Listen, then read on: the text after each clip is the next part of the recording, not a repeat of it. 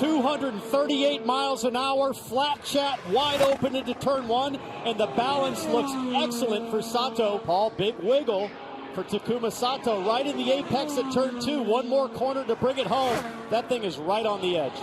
All 3 laps in the 230 mile an hour range, so the checkers fly for Takuma Sato, and all 4 in the 230 mile an hour rate. That's incredibly consistent. Coming up, one more lap to go, and just dips below that 230 mark, 229.7 miles per hour. Whoa! He had to get way out of it there.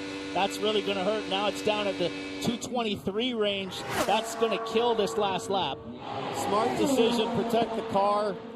He'll still be in the top 9 regardless.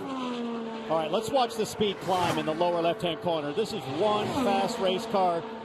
4, 5, 236, 7, 8.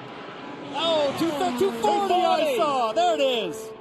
240 miles an hour for Alex Palou. What does the overall 4-lap average look like? He'll be way down here. Second, slots in between the 2 Rahal, Letterman, Lanigan cars. 2 corners to go. They should take him to the top. He's being mentored by 2-time Indy 500 winner Ari Leyendyk. He's wearing a tribute helmet, the same style as Ari did when he won 30 years ago. This kid might go to the top with this lap. Wait for it. Second, lost it on that last lap. 229.879. If I had to pick a guy that could hang on to the bull the longest, it's going to be this one. Look at the hands working the buttons. The weight jacker. 232? No, not quite. 231.7. 237 at the apex of turn 1. He's on target to eclipse Takuma Sato and go on the provisional pole position. But by how much? How good was this 4th lap?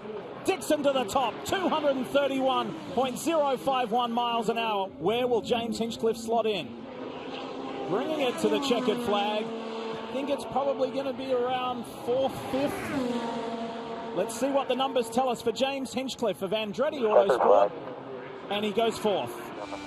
You see him make his corrections to the anti-roll bar, his adjustments, I should say. Lap 2, 229.9. It is not trending the right way, just like Hinchcliffe. I think he's got some downforce on because only 237 down the front straightaway. And we saw Dixon up at 239. So, you know, Palou at 240. So I think this car that went for more of a downforce setup and stuck, and it just doesn't have the speed. But it's slowing down. I mean, it's a mile an hour slower on lap 2, and now he's really hanging on.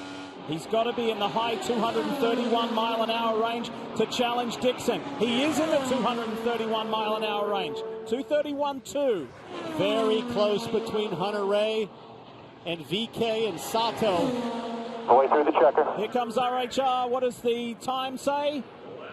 4th for Ryan Hunter-Ray. The rookie prevails. Wow. The driver with the legendary last name up against the 5-time series champion. Use your tool. Lap 1 says this. 231.8. He can challenge Dixon. Legitimately is challenging Dixon. Got to do it for 4 laps. Marco Andretti is on his way home. Final turn coming up. There has not been an Andretti on the pole position at Indy for 33 years. Can Marco do it? The yard of bricks is waiting. What does it say? He's done it! Unbelievable. Marco Andretti is on the pole position. On the pole. You were just 2 months old when your grandfather, Mario Andretti, the last Andretti, put the car on pole at the Indy 500. What is this moment like for you, Marco?